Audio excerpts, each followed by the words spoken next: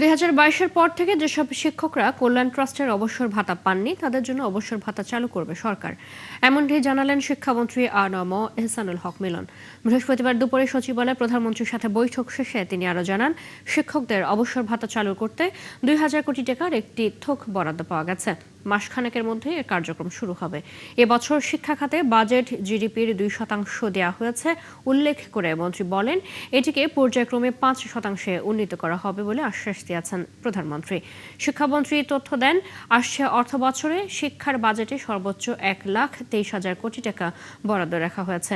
তিনি আরও জানান, শিক্ষকদের কল্যাণ ট্রাস্ট থেকে কয়েক হাজার কোটি টাকা তছরুফ করা হয়েছে।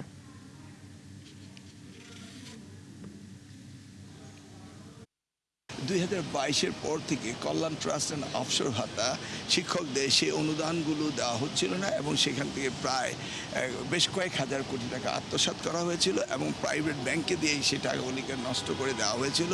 আমরা একটা থোক বরাদ্দ পেয়েছি, সেটা দিয়ে আমরা এই সমগ্র শিক্ষক যারা রয়েছে তাদেরকে একটা শুরু করব তাদের এই অবসর ভাতা এবং এই কল্যাণ ট্রাস্টের, সেটার ব্যাপারে ওনার সাথে আলোচনা করেছে এবং উনি নির্দেশনা দিয়েছেন যে অতি শীঘ্রই তাদের টাকার ব্যবস্থা করতে হবে। বাজেটও আমরা প্রায় জিডিপির, উনি তো বলেছেন পর্যায়ক্রমে উনি 5% বাড়াবেন, সেই জায়গায় আমরা এবছর আমরা 2% পর্যন্ত পেয়েছি।